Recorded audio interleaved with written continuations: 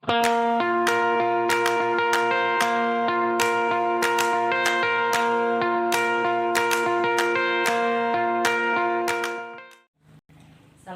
Bu Su. Waalaikumsalam Bu Wiwit. Gimana kabarnya Bu? Luar biasa, sangat baik.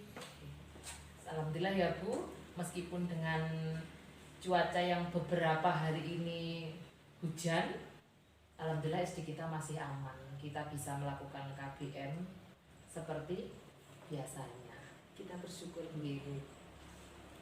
Begini Bu Su, ini saya mau meminta waktunya sebentar. Jenengan lagi sibuk apa tidak? Bisa Bu, tidak? Bisa, nggih. Ini Bu, terkait dengan tugas saya ketika saya mengikuti program pendidikan guru penggerak. Saat ini kan saya sudah sampai di modul 3.1. Itu terkait dengan pengambilan keputusan pimpinan terkait dengan nilai-nilai kebajikan. Nah, ini saya ingin menggali beberapa informasi dengan panjenengan Bu. Panjenengan bersedia nggih? Bersedia, monggo, selagi saya bisa membantu. Nggih, terima kasih sebelumnya Bu. Begini Bu, saya ingin bertanya. Selama ini tentunya sebagai pimpinan, jenengan kan menghadapi berbagai masalah itu, baik entah yang berhubungan dengan rekan sejawat, anak didik, maupun dengan stakeholder yang lain. Bagaimana cara Ibu untuk mengidentifikasi kasus-kasus yang pernah ada terkait dengan termasuk ke dalam kasus dilema etika atau bujukan moral seperti itu? Monggo. Terima kasih Bu Wiwit. Kalau tadi mendengar kata dilema ya Bu Wiwit, itu memang hal yang sangat berat ya, yang harus atau yang kita hadapi sewaktu-waktu. Dimana kalau dilema etika itu benar melawan benar, dimana kita dihadapkan situasi yang bertentangan, yang harus memilih ya Bu Wid ya, antara yang dua pilihan yang harus memilih antara benar dan benar, ya kan? Nah, kalau tadi dikatakan juga dengan bujukan moral, ini benar melawan salah ya. Nah, kita dihadapkan hal semacam itu, harus kita pilih. Seperti itu Mbak Wiwit. Jadi dengan kata lain, ketika dilema etika itu asumsi kita adalah benar melawan benar, Ibu. Kalau yang bujukan moral itu benar lawan salah. Jadi namanya saya dilema ya Bu. Jadi mungkin kalau anak-anak sekarang itu bilang galau karena kita dilema. Jadi mungkin lebih kompleks ya Bu nanti untuk sampai langkah pengambilan keputusannya seperti itu gitu. Iya betul. Gini Bu, tadi sudah Ibu jelaskan untuk identifikasi kasusnya, jenisnya yang dilema etika atau bujukan moral. Nah, selama ini ketika jenengan menjalankan tugas di sekolah nih dalam pengambilan beberapa keputusan, terutama untuk jenis-jenis kasus yang dua kepentingan itu benar sama benar Bu, atau sama-sama mengandung nilai kebajikan, itu bagaimana cara jenengan mengambil keputusannya? Oh begitu. Ini Mbak Wiwit, saya pernah juga menghadapi kasus semacam itu. Bahkan yang kemarin juga dihadapi oleh Bu Wiwit. Ya. Ketika saya mau supervisi ke kelasnya Bu Wiwit, saya bilang bahwa ini mau dikunjungi oleh pengawas. Ini sangat penting supervisi ini. Tidak tahu Bu Wiwit juga berpapasan dengan tepatnya ada acara atau dari guru penggerak itu, tanggalnya pas, harinya juga pas. Nah itu membuat dilema bagi saya galau, waduh Bu Wiwit iki kok iso ndak mengikuti supervisi, padahal ini penting dan juga dikunjungi oleh pengawas. Dan saya juga galau kok kalau Bu Wiwit ada tugas dari guru penggerak ya, ada tugas mungkin dari guru praktik atau dari fasilitatornya. Nah, ini kalau tidak menjalani nanti juga berpengaruh dari Bu Wiwit. Saya juga galau Bu Wiwit. Nah, akhirnya kemarin tuh saya konsultasi lah konsultasi bagaimana supervisi ini jika ditunda gitu. Seperti itu. Dengan kata lain berarti begini ya Bu, untuk pengambilan keputusannya ketika seperti kasus saya itu kemarin, berarti jenengan nggak langsung memutuskan harus pilih salah satu karena dua-duanya sama-sama penting ya. Berarti jenengan memilih untuk konsultasi dengan Bapak pengawas terlebih dahulu. Iya. Baik Bu. Selanjutnya yang ingin saya tanyakan adalah langkah-langkah atau prosedur seperti apa Bu yang biasa jenengan lakukan selama ini? Langkah yang saya lakukan ini, terutama saya menghadapi kasus semacam ini, saya ajak pendekatan lah Bu, yang bersangkutan saja pendekatan gimana supaya ini kasus semacam ini nggak merugikan satu yang dengan yang lain. Jadi sama-sama, karena ini benar melawan benar Mbak. Jadi perlu pendekatan bagi saya seperti itu. Iya. Bu, berarti harus dipertimbangkan dulu ya Bu, karena sama-sama pentingnya. Jadi saya harus gimana gitu ya, berarti dengan selaku pimpinan apakah bisa dibilang saya harus bisa memandangnya dari segala sisi seperti itu Pak. Baik Bu.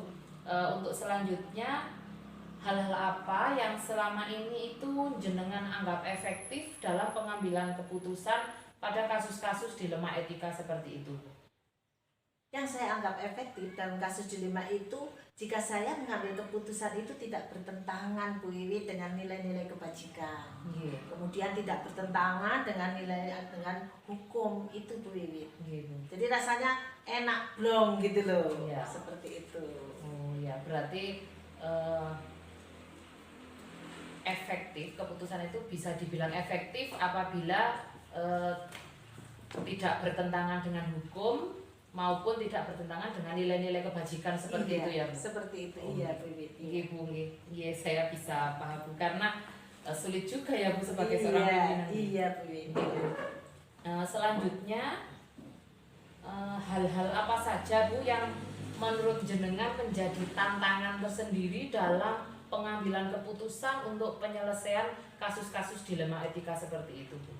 Wadah Bu, tantangannya itu wadah ya. Tantangan itu selalu ada gitu. Selalu ada. Nanti Bu Wit mungkin entah tahun berapa ya bisa merasakan seperti saya. Kadang-kadang kita mengambil seperti itu, ngambil keputusan seperti itu. Kadang-kadang saya sudah ada pendekatan, sudah saya beritahu dan macam-macam. Kadang-kadang kayak masih ngayal dan macam-macam itu. Pasti itu tantangan bagi saya itu.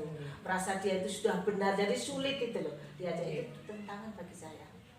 Berarti ya Bu, karena karakter orang yang berbeda-beda. Jadi kita butuh trik-trik khusus bagaimana cara pendekatan kepada rekan A, rekan B, atau bahkan murid A, murid B seperti itu. Gitu. Baik Bu, untuk yang selanjutnya dalam penyelesaian kasus dilema etika Bu, apakah jenengan itu menjadwalkan khusus atau ada jadwal tertentu untuk penanganan kasus-kasus tersebut Bu? Mungkin bisa jenengan ceritakan kepada saya. Ada jadwal Mbak Wit, karena nanti kalau nggak langsung kadang-kadang Bu Guru itu ya masih ada sibuk mengajar dan jadi saya jadwal seperti itu. Nanti mungkin kalau Bu Guru itu sudah senggang baru saya komunikasi seperti itu. Jadi saya jadwalkan waktu langsung hari itu baru selesai. Seperti enggak. Jadi berarti, kita utamakan anak didik lah istilahnya. Seperti berarti itu. Fleksibel ya Bu ya. Fleksibel ya. Yang penting bisa sama-sama jalan gitu ya Bu. Gitu.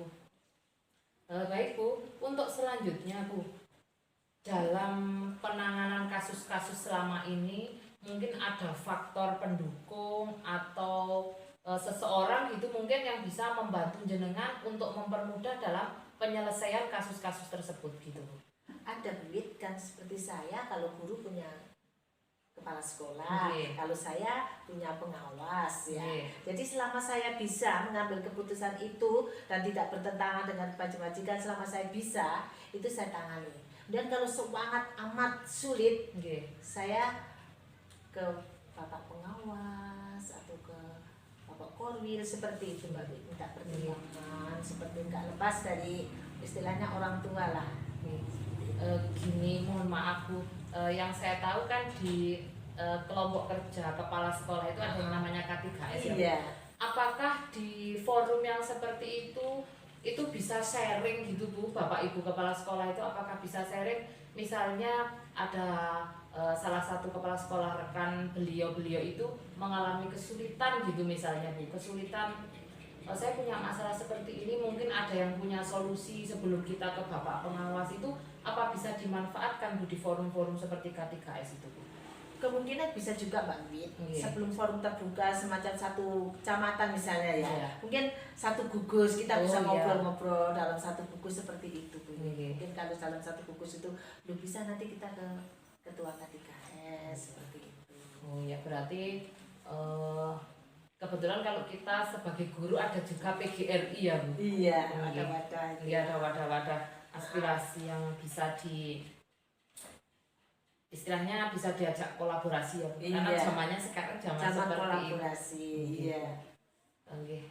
Terima kasih Bu atas waktunya ini tadi. Sebelumnya ini ada pertanyaan yang terakhir. Jadi begini Bu, dari semua hal yang sudah panjenengan sampaikan mulai dari awal sampai akhir tadi, itu apakah ada pembelajaran yang bisa panjenengan petik terkait dengan penyelesaian kasus-kasus dilema etika seperti itu Bu?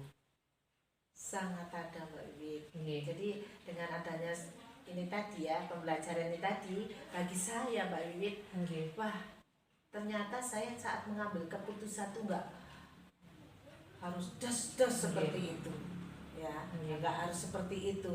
Ternyata kita harus pertimbangan. Gitu. Jadi kita sebagai kepala sekolah nggak bolehlah seperti itu ya. Seperti itu, jadi harus seperti ada pertimbangan, ada pendekatan. Wit katakan tuh kolaborasi itu sangat perlu Mbak Wit. Jadi kita nggak bisa sendiri tuh. Seperti itu. Bu, mungkin ada beberapa hal yang akan disampaikan Bu. Monggo, tidak apa-apa. Kamera mungkin ada pesan-pesan yang ingin disampaikan terkait kepada saya atau dengan yang lainnya, monggo. Terima kasih ya, semoga nanti Bu Wit selanjutnya ya dapat melaksanakan tugas-tugas dari guru penggerak ini, dan nantinya kelak Bu Wit sudah lulus, semoga ya nanti Bu Wit lulus dan bisa nanti mengeterapkan terutama di sekolahan kita ya, biar sekolahan kita bisa tampil beda gitu loh Bu Wit ya.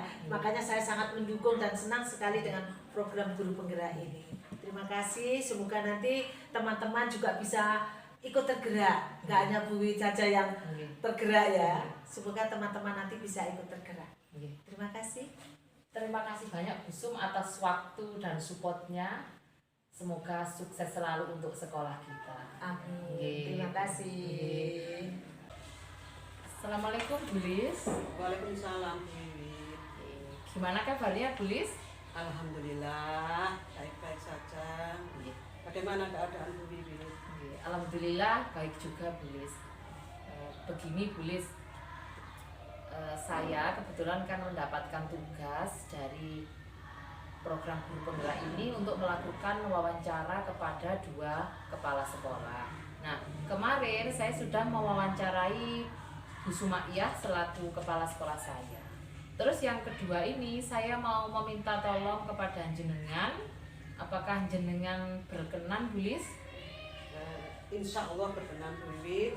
Saya akan membantu panjenengan menjawab dengan apa keadaan yang saya alami di SD Negeri 5 Jatigui ini. Sebelumnya saya sampaikan terima kasih ya Bu Lis, jadi mengganggu waktu jenengan ini. Sama-sama, enggak apa-apa Bu Wiwit ya. Ini begini Bu, pertanyaan saya nanti wawancara sehubungan dengan pengambilan keputusan sebagai seorang pemimpin yang berdasarkan pada nilai-nilai kebajikan. Begini Bu, yang pertama saya ingin bertanya tentang bagaimana cara panjenengan untuk mengidentifikasi kasus-kasus yang berhubungan dengan dilema etika maupun rujukan moral. Terima kasih Bu Wit. Dalam hal ini saya sebagai pimpinan di SD Negeri 5 Jati ini, yang saya alami untuk mengambil keputusan ini, intinya itu seorang pimpinan itu dituntut untuk memiliki sikap yang bijak untuk mengatasinya. Sebagai contoh saja ini di sini termasuk juga dilema etika maupun rujukan moral. Dikarenakan di dalam dilema etika ini merupakan situasi yang sering kita hadapi dan tidak sedikit dihadapkan dengan pertentangan antara cinta dan kasih, kebenaran dan keadilan, toleransi, kesetiakawanan dan tanggung jawab. Sebagai contoh saja di sini yang sering kita alami yaitu suatu misal ya, ini dilema etika yang sering kita hadapi. Contoh saja ada teman kita yang kebetulan itu di rumahnya itu ngomong anak kecil, anaknya dua anak yang masih kecil, kebetulan sedang sakit ya. Nah ini yang sedang sakit minta izin. Suatu ketika minta izin itu kan di sekolah sedang PTS minta izin, itu kan dilema kita untuk mengizinkan. Kalau misalnya kita tidak memberi izin itu karena itu berhubungan dengan keluarga, seandainya diizinkan itu ya keadaan di sekolah itu sedang dalam keadaan yang sangat penting. Untuk itulah disinilah seorang pemimpin dituntut untuk mengambil suatu kebijakan. Yang penting intinya kedua-duanya itu saling berjalan dengan selaras dan serasi. Jadi memang semua itu ada kelemahan dan kelebihannya. Jadi seandainya memang anak di rumah itu juga perlu untuk perawatan, memerlukan seorang ibu karena ini berhubungan dengan keselamatan jiwa. Di sekolah juga seperti itu ya. Dengan adanya seperti itu, maka pimpinan harus mengambil kebijakan supaya di sekolah itu juga tetap berjalan. Bagaimana solusinya? Diganti dengan yang lain, terus si anak di rumah itu juga bisa diobatkan, bisa segera bisa sembuh. Jadi kedua-duanya ini tidak luput dari semua itu harus berjalan. Begini ya, berarti untuk kasus yang dilema etika pada intinya itu kedua hal itu sama-sama pentingnya. Sama-sama pentingnya, betul Bu Wiwi. Dan semuanya itu benar gitu ya. Ya betul. Selanjutnya gini Bu Lis, bagaimana cara panjenengan dalam pengambilan keputusan di sekolah, terutama untuk dua hal yang sama-sama penting dan sama-sama benar sesuai dengan nilai kebajikan seperti itu Bu? Di sini dikatakan bahwa pengambilan keputusan yang sama-sama penting dan sama-sama benar itu tadi sudah saya katakan bahwa ini harus tetap kita jalankan secara seimbang, sehingga tidak ada salah satu persoalan atau masalah itu yang dirugikan atau dianggap diremehkan. Suatu contoh Bu Wiwit ya di sini. Sekarang yang kita laksanakan guru kelas 6. Ini guru kelas 6 ini ada tugas untuk paduan suara. Di kecamatan mewakili Korwil yang akan maju ke tingkat kabupaten. Sedangkan di sini guru kelas 6 ini juga penting untuk menangani anak yang sebentar lagi mau ada ujian. Bagaimana seorang pemimpin ini harus mengambil kebijakan, sama-sama pentingnya.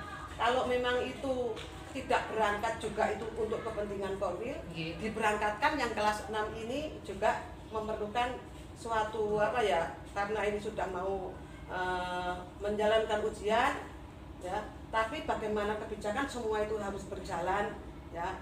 Yang penting itu ya kita tidak meninggalkan, maksudnya begini. Kita juga tidak menolak apa yang ditugaskan oleh Korwil. Terus di sini di kelas 6 yang di sini juga tetap berjalan dengan baik. Bagaimana solusi kalau ada kekurangan, solusinya apa nanti pelajarannya ditambah sesudahnya pelajaran. Ya itu adalah suatu kebijakan yang penting. Kedua-duanya ini tetap harus saling berjalan. Berarti untuk pengambilan keputusan pada dua hal yang sama-sama benar harus penuh dengan pertimbangan ya Bu. Penuh dengan Jangan sampai ada salah satu yang dirugikan ya. Berarti karena kita sebagai seorang guru kan ada kompetensinya macam-macam ya Bu, ada yang pedagogi, profesional, juga sosial ya Bu ya. Ya, betul. Selanjutnya gini Bu, langkah-langkah atau prosedur yang panjenengan lakukan selama ini sebelum mengambil keputusan itu seperti apa Bu Lis? Sebelum mengambil keputusan itu yang saya lakukan di sini Bu Wiwit ya, pertama adalah kita harus mengenali bahwa ada nilai-nilai yang saling bertentangan dalam situasi ini. Yang kedua, kita menentukan siapa yang terlibat dalam situasi ini. Dan yang ketiga adalah kita mengumpulkan fakta-fakta yang relevan. Mengumpulkan fakta-fakta yang relevan tentunya yang sesuai dengan situasi ini. Dan yang keempat adalah pengujian benar atau salah. Ini adalah suatu contoh saja yang kita laksanakan Bu Wiwit. Yang lain masih banyak hal-hal yang perlu dilaksanakan. Jadi langkah-langkah sebelum mengambil keputusan tadi kira-kira fakta apa saja, terus berhubungan dengan hukum atau tidak, seperti itu juga ya Bu? Ya betul Bu Wiwit. Dan situasinya juga orangnya siapa saja nanti yang bersangkutan di dalamnya. Baik Bu, yang selanjutnya menurut jenengan ketika selama ini mengambil keputusan, hal apa yang sudah berjalan secara efektif Bu? Begini Bu Wiwit ya, ini karena di sini itu adalah lembaga itu merupakan suatu tim, ya, suatu tim yang tidak luput dari keterikatan yang satu dengan yang lain. Ini maka hal-hal yang perlu saya anggap efektif dalam pengambilan keputusan atau kasus-kasus di sini, yang pertama adalah kita sepakati dulu masalah yang ditangani dan tujuan apa yang hendak dicapai. Yang kedua, jadi karena kita adalah suatu tim itu, kita pastikan bahwa semua anggota tim itu mendapat informasi yang sama. Yang ketiga, ini semua tim ini adalah harus bertindak jujur, terus terang ketika mengungkapkan suatu gagasannya. Ya. Dan yang keempat, jadi kita harus menghindari menghakimi suatu gagasan terlalu dini.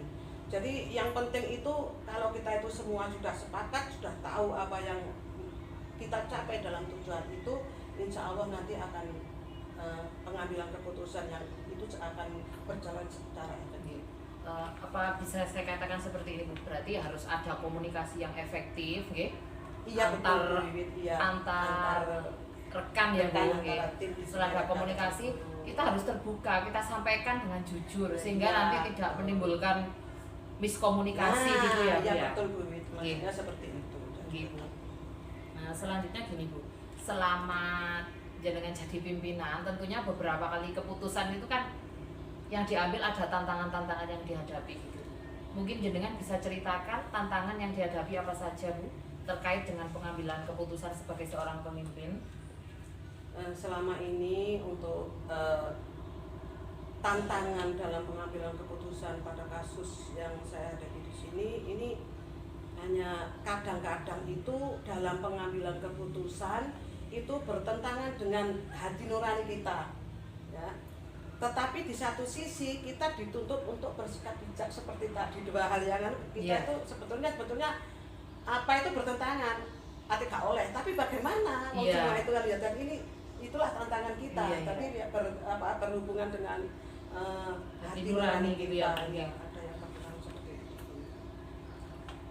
Berarti kadang kita berkeinginan seperti ini, tapi apakah terbentur dengan yang lainnya gitu ya? Jadi di dalam hati kita sebenarnya kita ya, tapi mau bagaimana gitu ya? Gini Bu, ketika jenengan menyelesaikan sebuah kasus yang berhubungan dengan dilema etika, apakah jenengan melakukan penjadwalan atau langsung spontanitas seperti itu Bu? Untuk sementara ini Bu Wiwit ya, yang saya lakukan sehubungan dengan jadwal yang berhubungan dengan penyelesaian kasus dilema etika ini, sementara ini belum ada jadwal. Karena apa? Karena kasus yang kita terima itu biasanya itu terjadinya secara tiba-tiba. Dan secara tiba-tiba dan tidak terencana, sehingga apa yang kita lakukan itu seakan-akan kita dituntut untuk cepat menyelesaikan seperti itu. Oh iya. Berarti ada kalanya kita spontanitas namun juga tetap mempertimbangkan baik buruknya gitu ya Bu. Ya, betul Bu. Selanjutnya gini Bu, ketika jenengan mengambil suatu keputusan terkait dengan kasus dilema etika, apakah ada seseorang atau mungkin ada faktor yang mendukung sehingga jenengan merasa saya sudah pas mengambil keputusan seperti ini karena ada dukungan dari beberapa pihak, misalnya seperti itu Bu. Mungkin bisa diceritakan Bu? Iya Bu Wiwit, karena tadi sudah saya katakan di lembaga ini merupakan suatu tim ya, kita tidak sendiri, maka untuk merupakan suatu tujuan itu harus tercapai dengan baik, apa yang kita lakukan itu maka perlu yang pertama itu adalah kerjasama yang baik. Yang kedua adalah kekompakan. Yang ketiga adalah kekeluargaan. Itu semua adalah merupakan hal yang sangat membantu untuk mempermudah dalam pengambilan keputusan yang selama ini kita alami. Berarti harus ada kolaborasi, rasa kekeluargaan, sehingga nanti keputusan yang diambil itu bisa efektif ya Bu dijalankan. Bu, dari sekian pertanyaan tadi Bu yang telah saya sampaikan dan juga sudah jenengan kemukakan pendapatnya, pelajaran apa Bu yang bisa jenengan ambil dari pengambilan keputusan kasus dilema etika itu Bu? Begini ya Bu Wiwit, karena kita itu sebagai guru, guru itu sebagai pemimpin pembelajaran. Dalam pengambilan keputusan itu memerlukan kecermatan dan pengujian tepat atas kasus-kasus yang dihadapinya. Termasuk langkah-langkah pengambilan keputusan itu juga merupakan hal yang sangat penting. Mekanisme pengambilan yang sangat penting itu dilakukan oleh setiap pemimpin pembelajaran. Dan selanjutnya seorang pemimpin pembelajaran itu harus memiliki profil kompetensi yang mampu menyadari dan menggunakan prinsip moral dalam melakukan pengambilan keputusan. Jadi seorang pemimpin itu juga harus mampu menerapkan strategi untuk menghindari adanya isu kode etik kepemimpinan sekolah. Terima kasih Bu. Berarti gini ya Bu, pada intinya pembelajaran yang bisa dipetik yaitu sebelum kita mengambil suatu keputusan kita perlu melakukan beberapa langkah ya Bu, termasuk di dalamnya diuji dulu kira-kira keputusan saya ini sudah tepat apa belum, melanggar hukum atau tidak, seperti itu Bu. Selanjutnya juga apakah ini nanti melanggar kode etik atau tidak karena kita sebagai pendidik gitu.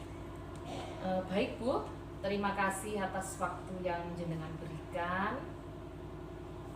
Dan mungkin jenengan ada beberapa pesan yang ingin disampaikan gitu monggo. Terima kasih Bu Wiwit, mungkin hanya itu yang bisa saya sampaikan dengan apa yang menjadi pertanyaan dari Bu Wiwit. Di sini saya sebagai pimpinan di SD Negeri Jatigung ini sebatas kemampuan saya menjawab. Apabila ada kata-kata saya atau jawaban saya yang kurang berkenan, saya hanya bisa mohon maaf yang sebesar-besarnya. Mungkin hanya itu yang saya sampaikan. Assalamualaikum warahmatullahi wabarakatuh. Waalaikumsalam. Terima kasih atas waktunya Bu.